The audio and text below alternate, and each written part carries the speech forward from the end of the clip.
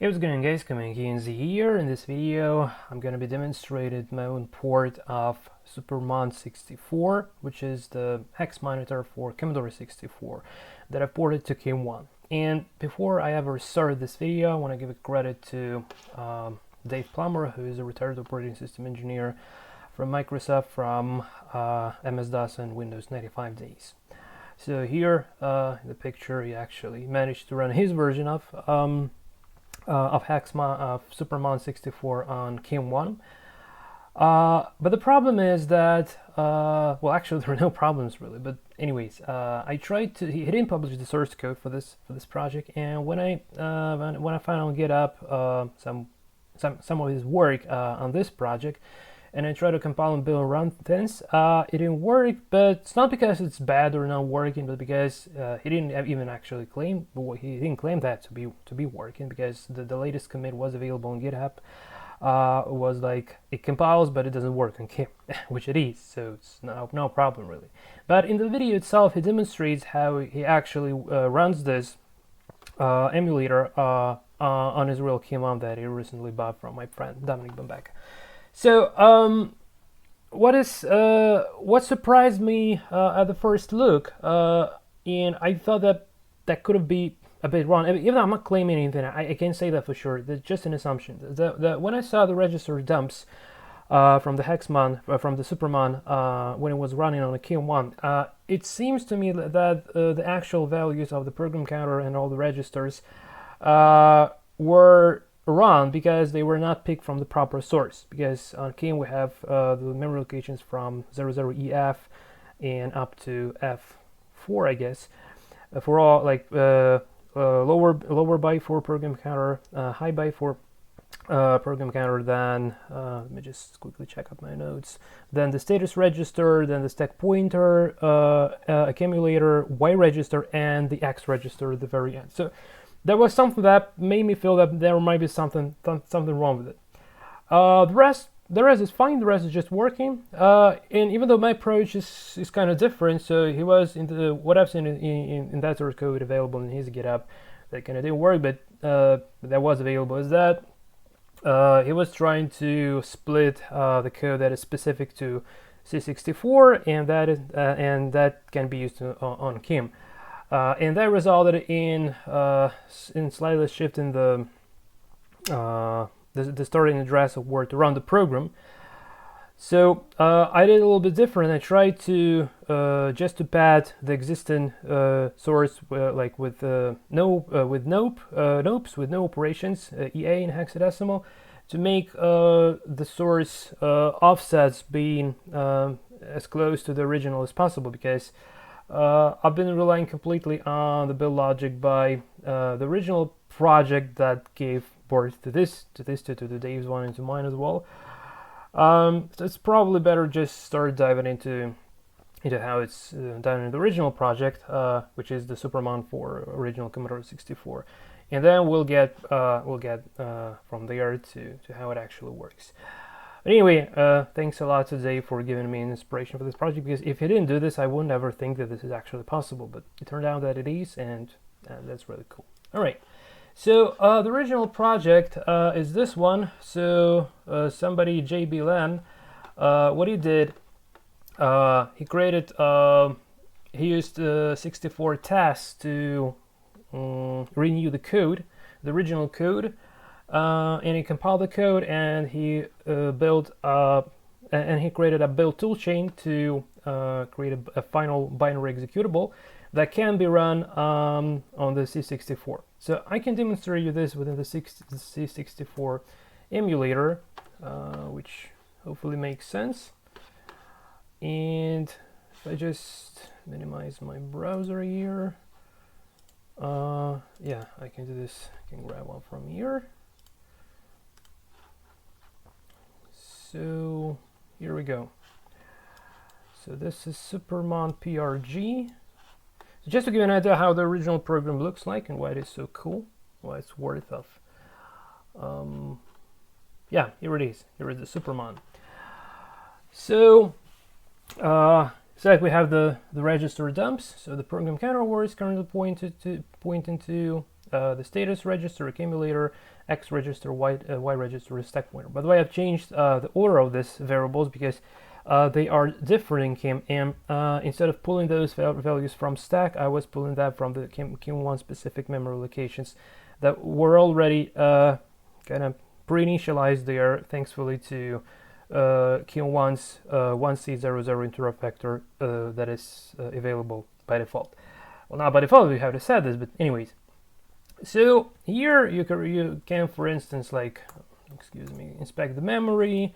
You can print assembly. You can print a disassembly, for instance, for like this. So you have the disassembling stuff here. You can also assemble code and do a whole lot of things, which I would have been demonstrating within my own KIM-1 port of this program. But yeah, this is a very, very sophisticated program for Commodore 64 and was probably one of the best. So Supermon Plus version 1.2. Let me just, oh, it just doesn't. Well, it was there before, so you just can trust me. This is Supermon Plus 64 version 1.2. All right, so this program is now about to be running on my KIM-1 emulator in the serial mode. So, but before we get there, I really want to walk through the build toolchain because it's quite interesting on its own. So, yeah, it's probably better to find somewhere in sources. Yeah, so here I have, I don't need this one. So here is the make file, and just to, yeah, this is it.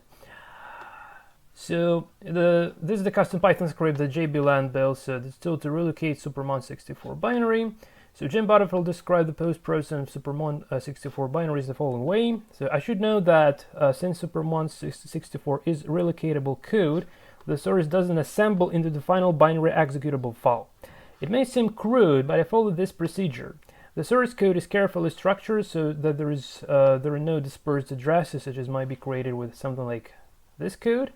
In assembly, every relocatable address is 2 adjacent bytes, and the second, I assemble the source code twice to different page addresses. The only difference is that the binary will be the only difference in the binaries will be the high order bytes of the relocatable addresses. So only the high order bytes are changed. Everything the rest is the same. And third and final, a small post-processing program blends the 2 binaries into a relocatable package and in a basic driver to complete the bundle. So even though this program does produce a build, and you can just drop that PRG program to like you see, like I just did. You can drop that program to the C64 emulator, and it does kind of this pre-processing automatically. So C64 does automatically this. Small post-processing program blends the 2 binaries into a relocatable package. So this actually happens when you already paste this Supermon64 PRG to the C64 emulator. But when I tried this same thing on KIM-1, this didn't actually work for me. Because I needed to force this sort of thing. However, probably that's just because it's not probably, it's definitely because what I did on C64, I made this automatic start, so like this auto start, so it just did things automatically for me. However, if you looking for a manual run of this thing, oh my god, where is that? I just really want to, it's probably in relocate ASM. Nope. Is it in Supermon? I'm sorry, where? I just lost that somewhere.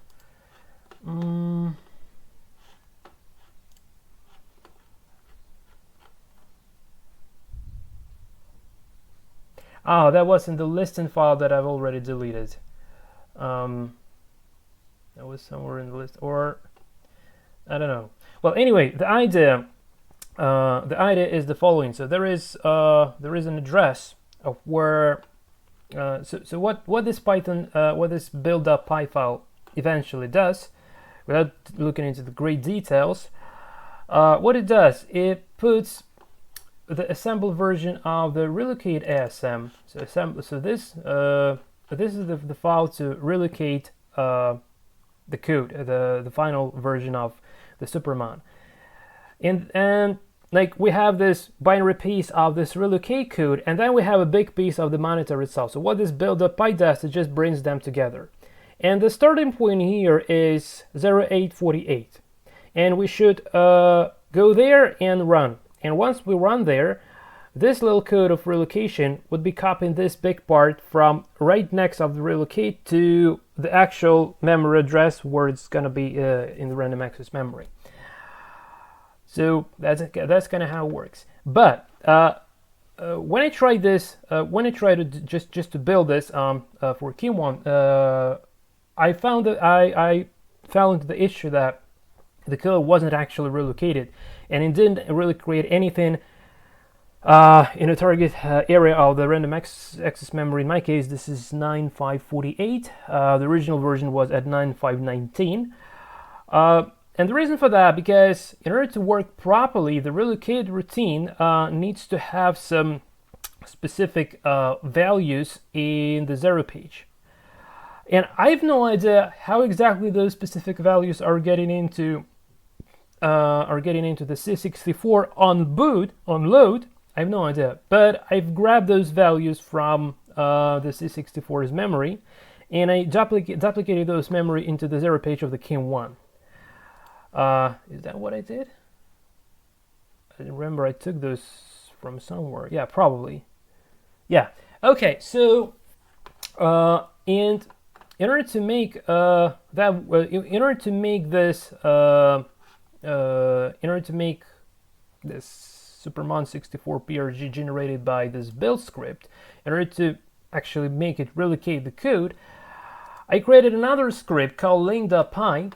So here I pad the entire 0 page and even more up to 0848.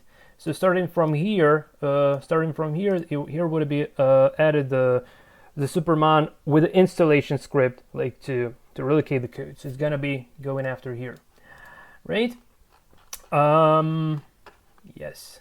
So yeah, and here is my install shell. So after cleaning, running the makefile, which ends up with this build script generating the kind of final Supermon 64 PRG executable, and then I'm converting this to the hex file. Well, I could have actually run this one more time to show you. So let's go to install.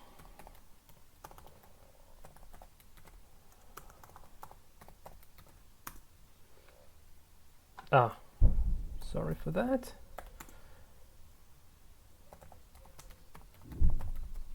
Like this. So here it creates this shell. So and now we don't need the first 2 bytes because this is just the starting address. I'm not sure why exactly it goes like. Already don't remember why this was like 0801. Yeah, probably that was where it initially was intended to go.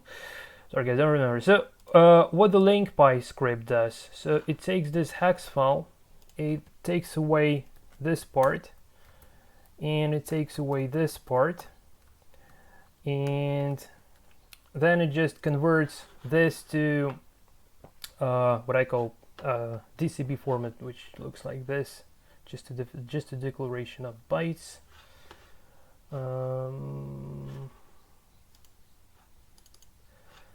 So he turns this into this, and then he adds the actual bytes. So starting from here, he adds, like, even the format is different. I mean, like the number of bytes are different. So I made this just to distinguish these two. So then it just appends the Supermon with the relocate script above, right? And then so this is the final file generated by by the install shell, right? So it's available here. We don't need this anymore. So just go to make clean.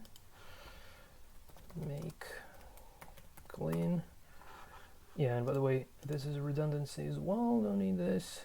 It's already in the link pie. Okay. Yeah.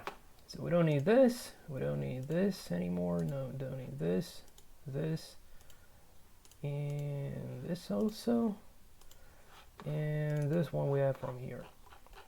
So now we can already take this file in order to install. So copy this, install the Supermon to KIM-1, the Supermon64 to KIM-1. So I just paste the bytes in, assemble, and now the offset is 0, and the program, the relocate program starts at, so I need to upload. The relocate program starts at 848, so this all is available. If you have a look at the instructions, like it's all been mentioned here.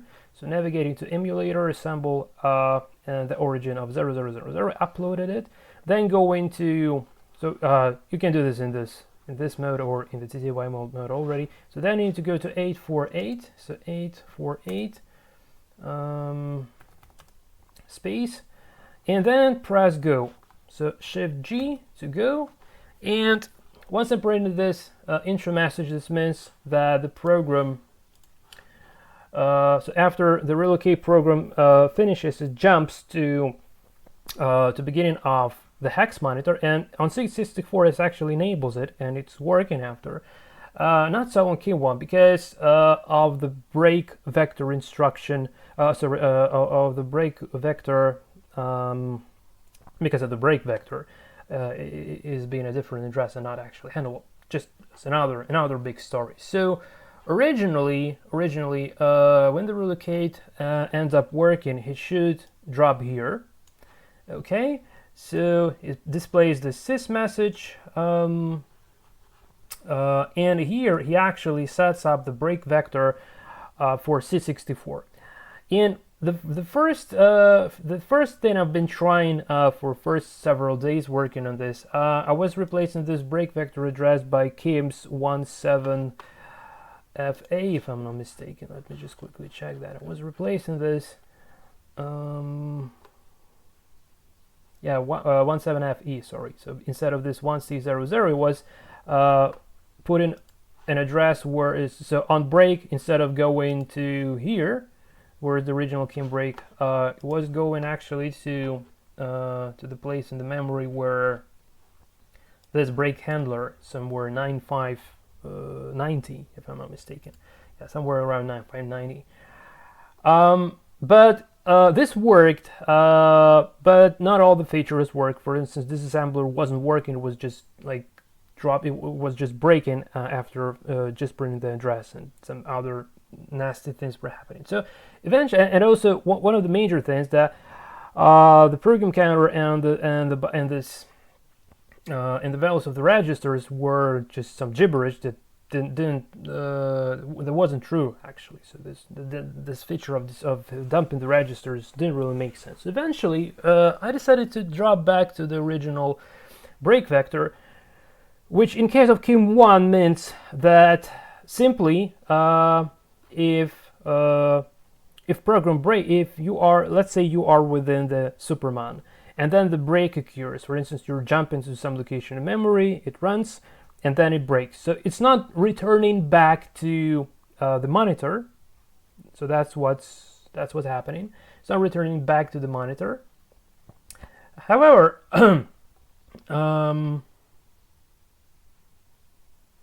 yeah, I just thought that maybe.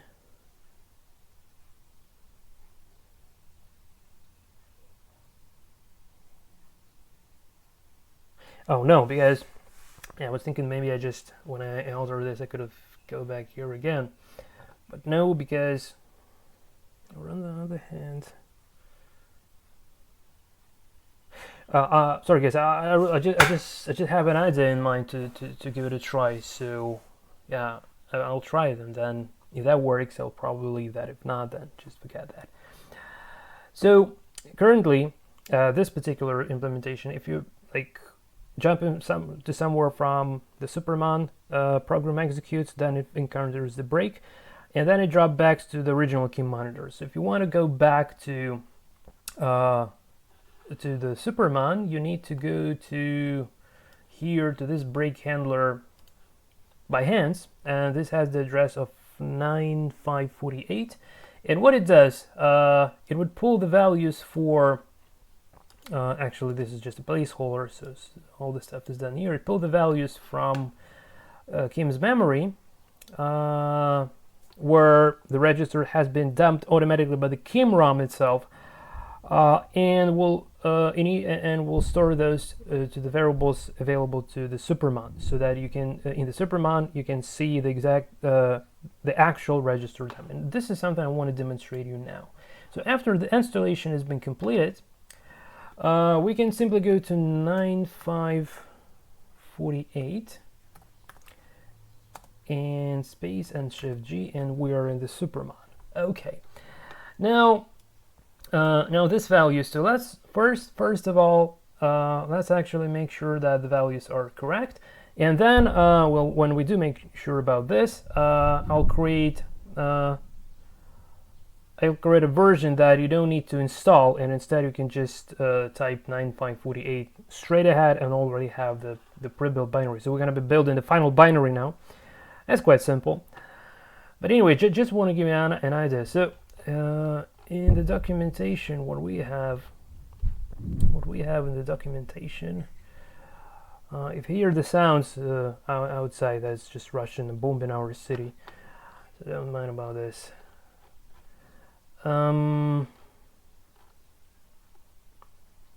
Yeah, so EF program counter low, so this is program counter low, then program counter high, then the status register, stack pointer, A register, Y register, and X register. It's a little bit different order than in Commodore64, but because of how they are done here, I just changed the order a little bit. But just the order, the values are still fine. So we go to hex dump and say 0x00EF.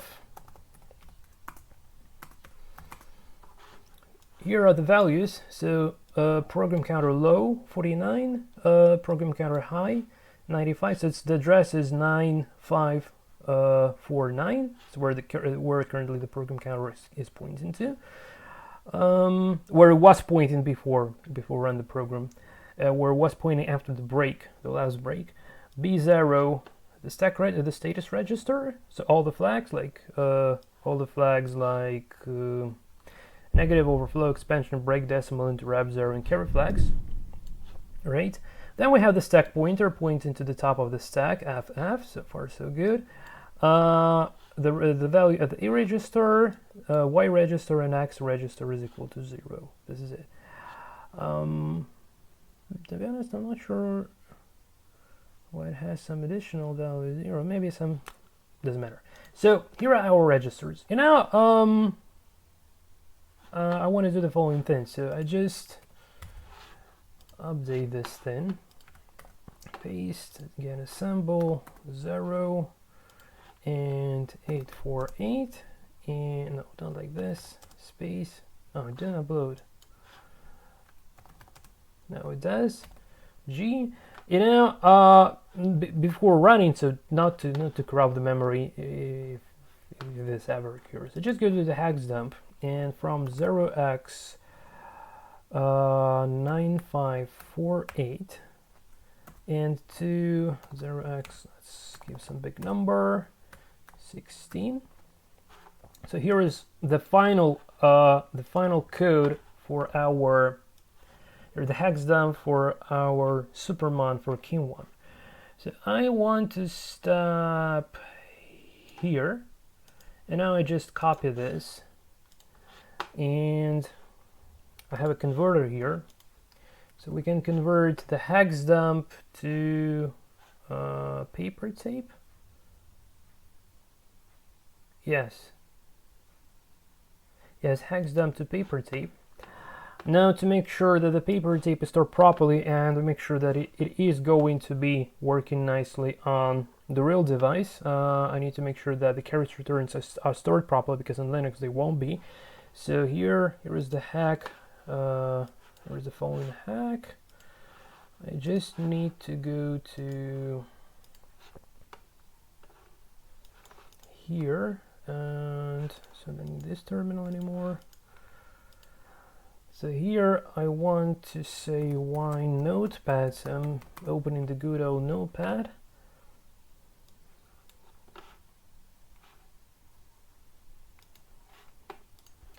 And just grab this entire thing,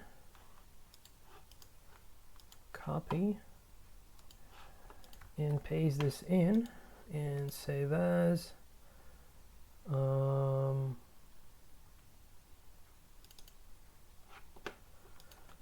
So Supermon plus 64, Supermon 64 plus KIM-1 .pdp and save. Okay, and now the next experiment. I want to open this with xxd. Let's do it -I.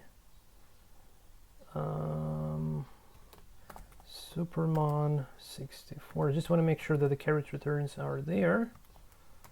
KIM-1. Even though I don't have.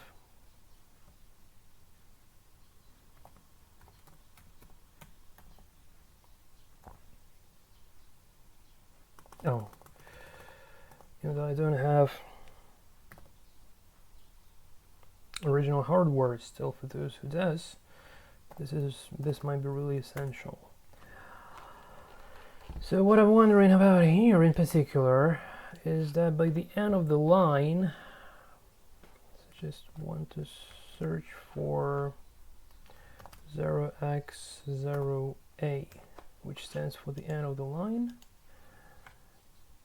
Yes, and we do have this, so 0d, and then so let's search for this again, copy. Yeah, so every line, so that's the carriage return and then the new line. The carriage return and then the new line everywhere. So if I save this with Linux, it would be dropping this carriage return, only the new line. This might not be always working on the real hardware. So okay, this is great. Yeah, just notice that some inaccuracy in the file name here, and the reason why it was made is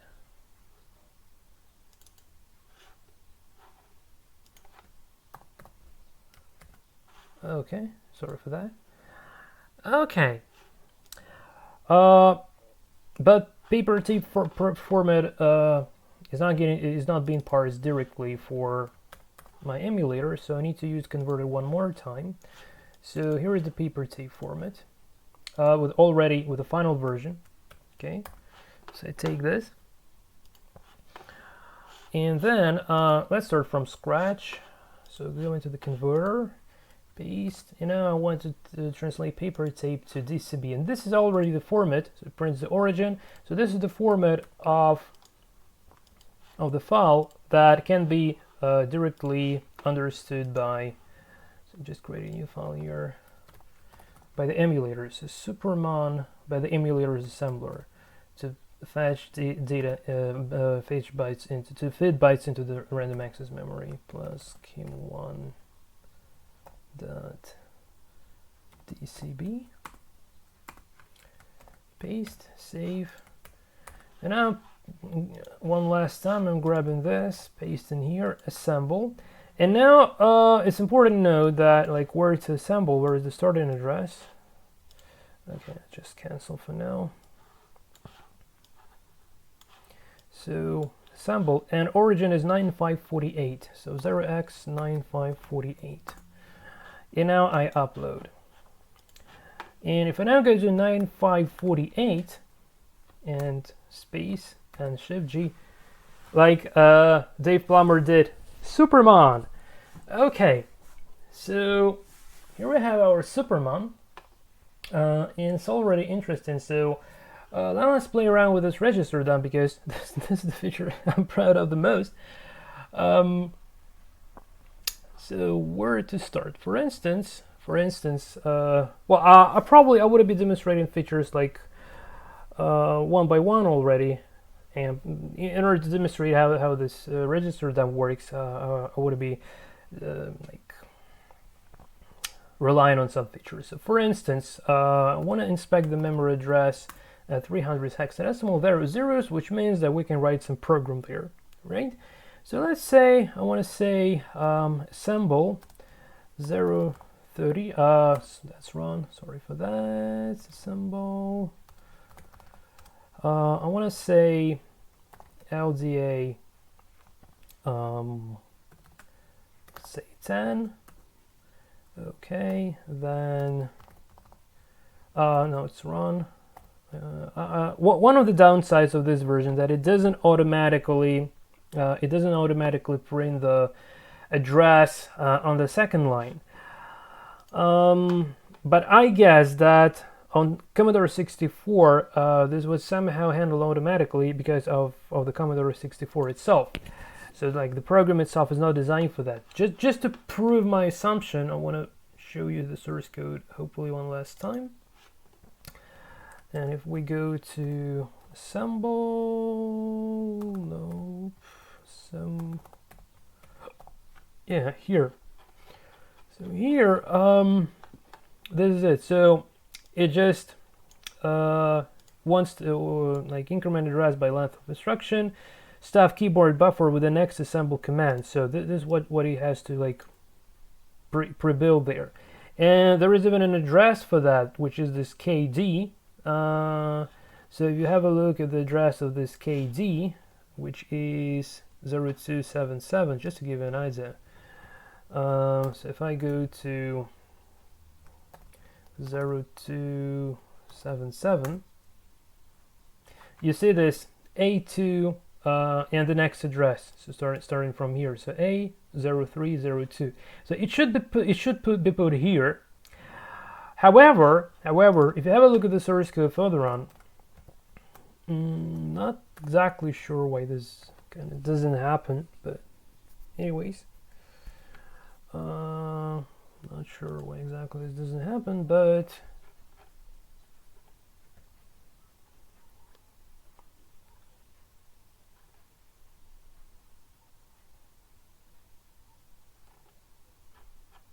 yeah, here. So here it just puts things into the buffer, this KD. He initializes the length for those characters, and stores the value at this NDX, and this NDX is not used anywhere else. So what I guess it may be used by the Commodore 64 and so somehow. Then it just jumps to start. So nothing about to print this or whatever. So it just saves this the number of characters at the NDX, and probably I guess so C6 is another like C64 kernel variable.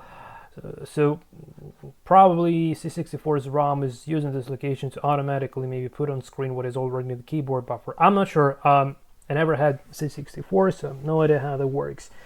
Just an assumption that because it's not encountered anywhere else, really, just these two places. So unfortunately, on the KIM version, we don't have this kind of autocomplete thing.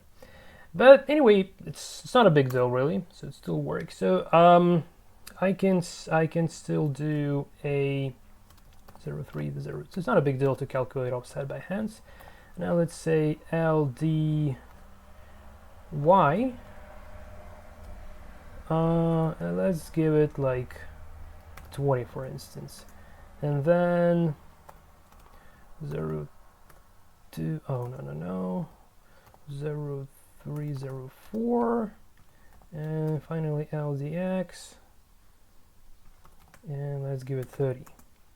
So now we should be having the values of 10, 20. A should be 10, Y should be 20, X should be 30. So let's disassemble. This is one of my favorite features. I spent really lots of time to make it work basically. So disassemble from 300s to 306, for instance, just a few lines. Yeah, exactly what we need. So here is our program. So now if we just put if we jump to this 300s and execute, then it will break. But if it breaks, then yeah, I just realized that if I just adjust the break vector back to 17FE, I guess, which is specific address where the KIM-1 takes it, then this part is not going to be working because it's not going to be updating the original the original values. And in this case, we actually do need this spool, and that's the reason why the entire whole lot of things in the source code itself didn't work after. So yeah, what I've been thinking about, it's not possible that easily at least. So maybe another couple of weeks of research would do it, but anyway, now I would be happy with this. So the next thing we can do, we can say G, which stands for go to, and then the address, so go to there, and we dropped back to the KIM monitor, so we just executed this program, all right? And if we go back to 9548, whereas we have the entry point for our Supermon, Shift G, excuse me, 9548, Shift G, yeah. Then you see like 030A, well, what is? Well, anyway, A register, Y register, and I just messed up the program counter because I went somewhere I didn't expect to. So I will now show you this again. So see, like the values for the registers has been set after the break, and yeah, the program counter is wrong because I just messed up something. So just go back to G. So it should be 0803 in the little endian. So again, 9548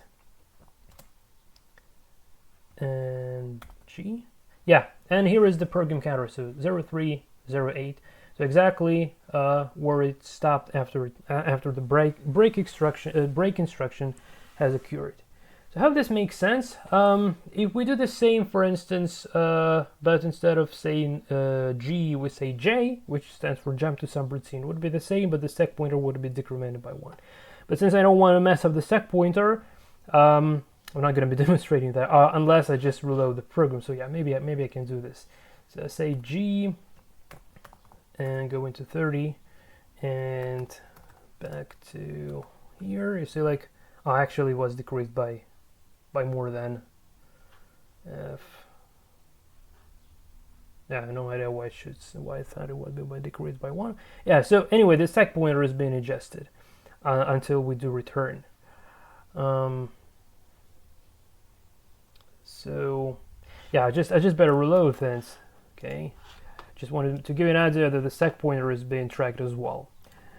0x9548 upload 9548. So see, like, now it's much easier and faster to get it work. Okay, so status register, for instance, let's consider the following program to set the negative flag, for instance. So I can say assemble LDA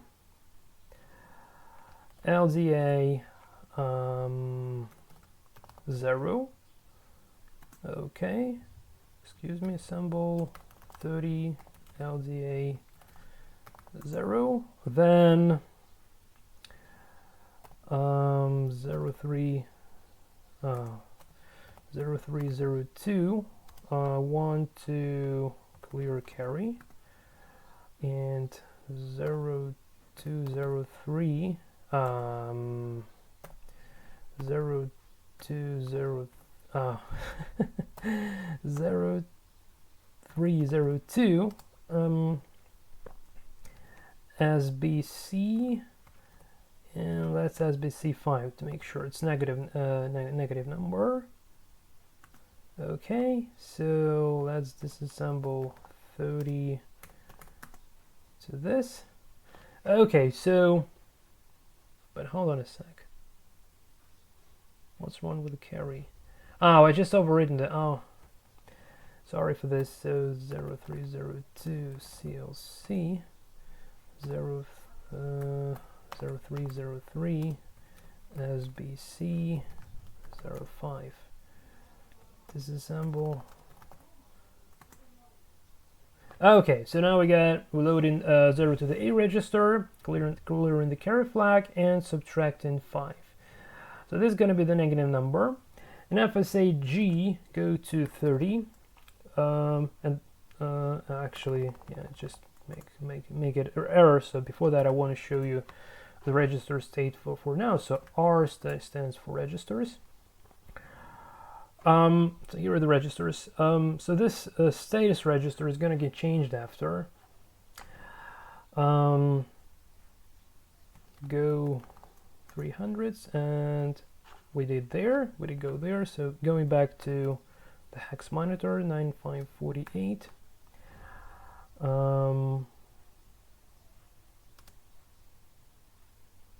Shift G, and now it's from, instead of 00, it's now B0. So B is 1011.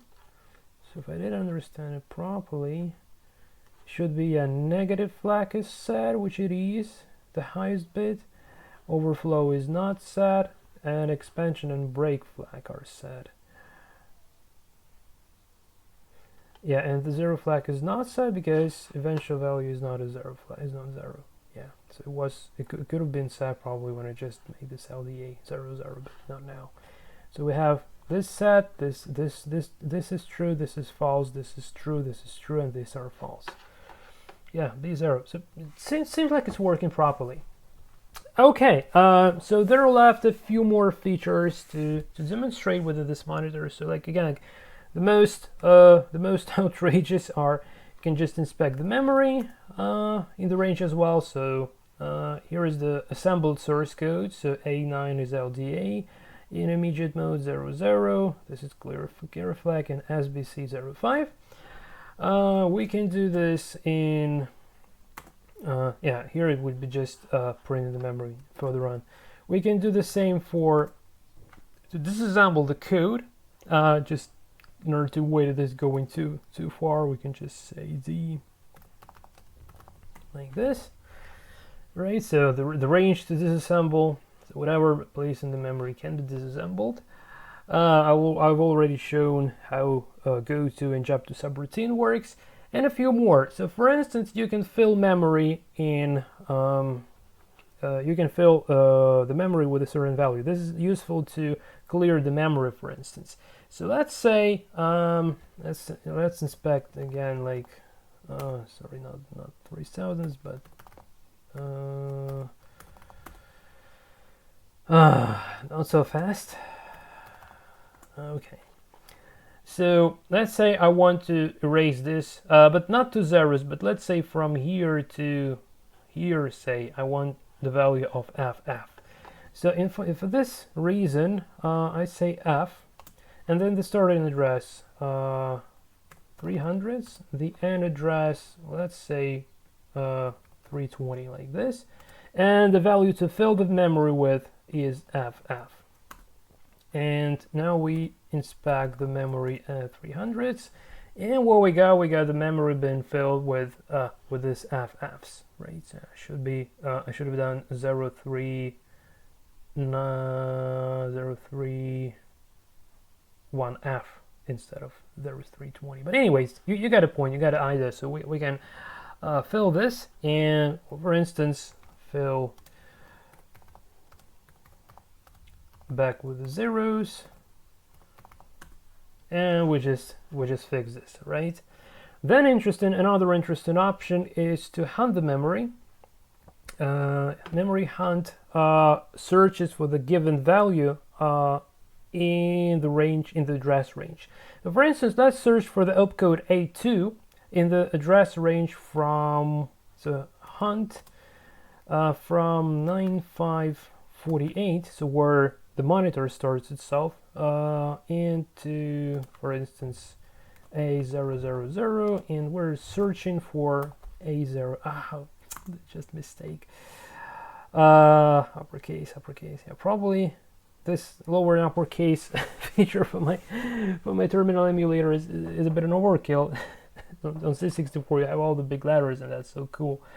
But anyways, again, so H 9548 A000 A0. So within this range, it would be searching for value A0, and once it's found, it would be outputting the address where that has been found. So this is the addresses where the A0 can be found. So for instance, to check this out, I'm looking for 9558, and we have A0 there. So didn't fool us actually. Yeah. By the way, about this greater sign, so it allows to, well, the simple thing, simply how to call it, actually allows to display the single memory cell, but it also may be used to alter the memory. I probably didn't show you this, so let's go to 300s, and if I say 300s and I say like A9 and 10, okay, so you can fill the memory automatically. And then if I want to disassemble this again, like 300s and 2, you have just this load 10 to the accumulator and then break. So this first 3 bytes here. So yeah, also you can obviously enter the memory in the good old style, like just putting the values into. Alright, so probably one last feature to demonstrate is incredible tool that I felt a great lack of. So for instance, you can convert the values from decimal to hex and to binary. So for instance, let's take so in binary 2120, which is the address of where the relocate installer starts. So we have this value in decimal. This is 2120. In hex, this is 0848. I'm not sure what this stands for. Maybe this is octal. I'm not sure. And this is the binary. And for instance, if you say hex and 9548, which is the starting point for the Supermon. So this is in decimal. So for instance, in basic, you would be using this the decimal, like sys, and then the address in decimal, where to jump to execute the routine, the assembly routine. So this was quite useful. But anyway, if you were trying to work with the numbers, trying to turn them back and forth, this feature might be incredibly useful as well. Okay guys, this is it from my side. So I hope you've enjoyed the Super Monitor port to KIM-1. Again, like thanks to Dave Plummer, thanks to JBLN for their work and inspiration. Because thanks for them, this project actually appeared. This is it from my side. Thanks for watching. Until the next time, and take care.